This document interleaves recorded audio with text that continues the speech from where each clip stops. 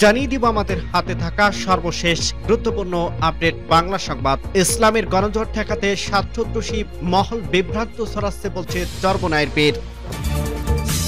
জানিয়ে দিব খেলা আবার নতুন করে শুরু হতে পারে, প্রস্তুত থাকুন বলছে জয়নুল আবেদিন। আরো জানিয়ে দিব অবিলম্বে আজহারুল ইসলামকে মুক্তি দিতে হবে বলছে রফিকুল ইসলাম খান। এবং আরো জানিয়ে দিব খালেদা জিয়া ও তারেক রহমানের নামে এখনো যেসব মামলা বহাল।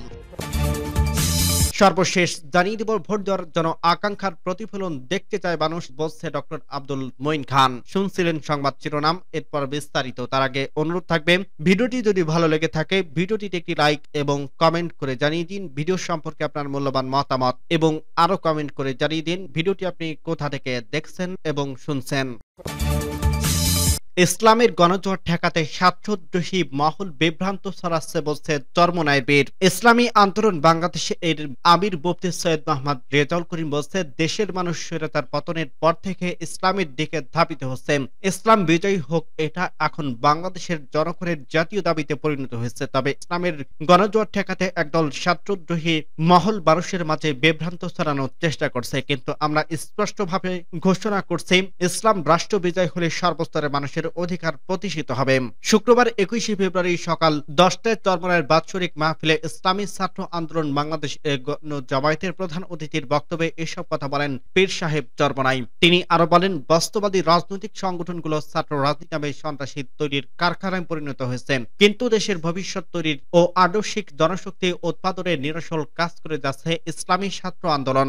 আমাদের স্লোগান হচ্ছে সাহাবাদের অনুসরণে ইসলামী আন্দোলন। তাই সাহাবাদের চরিত্র মানব জীবনে গঠন করার লক্ষ্য ও উদ্দেশ্য কখনোই দূরে সরানো যাবে না, বরং যেভাবে স্বৈরাচার পতনে কাজ করছে সেভাবেই দেশ গড়ার জন্য ছাত্র সমাজকে প্রস্তুতি নিতে হবে। গণজমায়েতে বক্তব্য রাখেন ইসলামী আন্দোলন বাংলাদেশের মহাসচিব অধ্যক্ষ হাফেজ মাওলানা ইউনুস আহমদ, প্রেসিডিয়াম সদস্য অধ্যাপক মাহবুবুর রহমান, জ্যেষ্ঠ যুগ্ম মহাসচিব মাওলানা গাজী আতাউর রহমান, মাওলানা শেখ ফজলে বারী মাসউদ, সহকারী মহাসচিব মাওলানা আহমেদ আব্দুল কাইয়ুম, ঢাকা বিভাগীয় সাংগঠনিক সম্পাদক মুফতি দেলোয়ার বাকিম, কেন্দ্রীয় দপ্তর সম্পাদক মাওলানা লোকমান হোসেন জাফরি, ইসলামী মুক্তিযোদ্ধা পরিষদের সভাপতি বীর মুক্তিযোদ্ধা আবুল কাসেম, সাবেদ সামি তমিল, সেন্ট্রাল ভাইস প্রেসিডেন্ট ও প্রেসিডেন্ট সাদেদ পার্টি ইউরোপ শাখা, head of foreign affairs of Islamic Ulama Union এর ডক্টর আদেব নোয়ানোসা ইউবিসনো, মিশর আল আজহার বিশ্ববিদ্যালয়ের অধ্যাপক ডক্টর আহমেদ সেদেকে।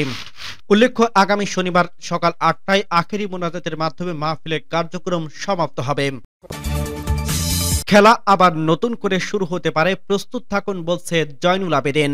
নির্বাচন দেরিতে হলে ষড়যন্ত্র হবে বলে মন্তব্য করছে বিএনপির চেয়ারপারসনের উপদেষ্টা জয়নুল আবেদিন ফারুক। কিসের আলামত শুরু হলো, কিসের ইঙ্গিত শুরু হলো, কোনো বিলম্বী কেন নির্বাচনের তারিখ ঘোষণা হচ্ছে না বলে প্রশ্ন করেন তিনি।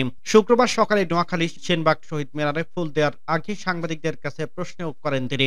জয়নুল আবেদিন ফারুক বলেন, বিএনপি ক্ষমতার জন্য নির্বাচন নয়, বিএনপি এমন নির্বাচন চায় যেখানে মৃত ব্যক্তিরা ভোট দেবে না, যেখানে হাসিনার মতো 154 জন বিনা প্রতিদ্বন্দ্বিতায় নির্বাচন নয়। তাই তারেক রহমান এমন নির্বাচন চান যে নির্বাচন দিনের ভোট রাতে নয়, যে নির্বাচন 2024 সালে ভাই ভাই নির্বাচন করছেন। তাই তারেক রহমান বলছে, বিলম্বিত নয়, বিলম্ব হলেই ষড়যন্ত্র হবে। বিএনপি নেতাকর্মীদেরকে তিনি বলেন, স্বেচ্ছাসেবক দলের যুবদল ছাত্রদল আপনারা অনেক কষ্ট করছেন, একটু ধৈর্য ধরুন, আপনাদের কারণেই অর্জিত হয়েছে দ্বিতীয় স্বাধীনতা। তিনি আরো বলেন, খেলা আবার নতুন করে শুরু হতে পারে, তার জন্য আপনারা প্রস্তুত থাকেন, জনগণের ভোটেই তারেক রহমান এই দেশের প্রধানমন্ত্রী হবেন। অবিলম্বে আজহারুল ইসলামকে মুক্তি দিতে হবে বলছে রফিকুল ইসলাম খান। অবিলম্বে এটিএম আজহারুল ইসলামকে মুক্তি দিতে হবে বলে মন্তব্য করে মাওলানা রফিকুল ইসলাম খান, নইলে কঠোর কর্মসূচি দেওয়া হবে। একে একে সব রাজনৈতিক দলের নেতাদের খালাস দেওয়া হয়েছে, কিন্তু ফ্যাসিস্ট হাসিনা ষড়যন্ত্রের শিকার তৎকালীন জামায়াতের ইসলামীর ভারপ্রাপ্ত সেক্রেটারি জেনারেল নিরাপদ এটিএম আজহারুল ইসলামকে এখনো মিথ্যা মামলা থেকে মুক্তি দেওয়া হয়নি। শুক্রবার 21 ফেব্রুয়ারি বিকেলে উল্লাপাড়া কাবিল মাদ্রাসা মাঠ প্রাঙ্গণে অনুষ্ঠিত বাংলাদেশ জামায়াত ইসলামী যুব বিভাগ উল্লাপাড়া উপজেলা শাখার সভাপতি মাওলানা আতাউর রহমানের সভাপতিত্বে যুব সম্মেলনে তিনি এসব কথা বলেন। মাওলানা রফিকুল ইসলাম খান বলেন, নিত্য প্রয়োজনীয় দ্রব্যদের নাম মানুষের ক্রয় সীমার ঊর্ধ্বে। ফ্যাসিস্ট আমলে সিন্ডিকেট অন্তর্বর্তী সরকার ভাঙতে ব্যর্থ হচ্ছে, অনতি বিলম্বে এই সিন্ডিকেট ভেঙে ফেলুন। দ্রব্যমূল্যের দাম জনসাধারণের ক্রয় ক্ষমতার মধ্যে নিয়ে আসুন, যারা সিন্ডিকেট সাথে জড়িত তাদেরকে চিহ্নিত করে আইনের আওতায় আনুন। তিনি বলেন, আপনাদের ভুলে গেলে চলবে না, হাজার হাজার শহীদের রক্ত রক্তের সিঁড়ি বেয়ে আপনারা বাংলার মসনদে বসেছেন। বিপ্লবের চেতনাকে ধারণ করে দেশ পরিচালনা করুন। জুলাই বিপ্লবের শহীদ পরিবারদেরকে মূল্যায়ন করুন। পরিবারের সদস্যদের মধ্যে কমপক্ষে একজনকে সরকারি চাকরির ব্যবস্থা করুন। জুলাই বিপ্লবে যারা আহত হয়েছে তাদেরকে দ্রুততম সময়ের চিকিৎসা দিয়ে কর্মসংস্থানের ব্যবস্থা করুন। যুবকদের উদ্দেশ্যে মাওলানা রফিকুল ইসলাম খান বলেন, আজকের যুব সমাজকে আগামী দিনে যে দেশ পরিচালনার দায়িত্ব নিতে হবে, তোমাদের সিদ্ধান্তেই হবে আগামী বাংলাদেশ, আলোকিত বাংলাদেশ, সমৃদ্ধির বাংলাদেশ। উপজেলা জামায়াতের যুব বিভাগের সেক্রেটারি এস.এম. আল আমিন হোসেনের সঞ্চালনায় বিশেষ অতিথি হিসেবে বক্তব্য দেন বাংলাদেশ জামায়াত ইসলামী সিরাজগঞ্জ জেলা শাখার সেক্রেটারি অধ্যাপক জাহিদুল ইসলাম, উল্লাপাড়া উপজেলা জামায়াতের আমির অধ্যাপক শাহজাহান আলী, সেক্রেটারি খায়রুল ইসলাম, পৌর জামায়াতের আমির আব্দুল করিম প্রমুখ। খালেদা জিয়া ও তারেক রহমানের নামে এখনো যেসব মামলা বহাল।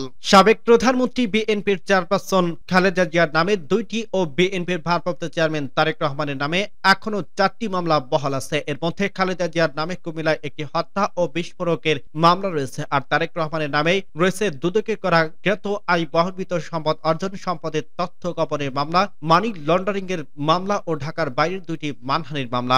বিগত সেনা সমর্থিত 111 সরকার ও পতিত স্বৈরাচার আওয়ামী লীগের সরকারের সময় খালেদা জিয়ার বিরুদ্ধে সারা দেশে এখন পর্যন্ত 37টি এবং তার ছেলের বিরুদ্ধে বিএনপির ভারপ্রাপ্ত চেয়ারম্যান তারেক রহমানের বিরুদ্ধে সারা দেশে 83টি মামলা করার তথ্য মিলছে।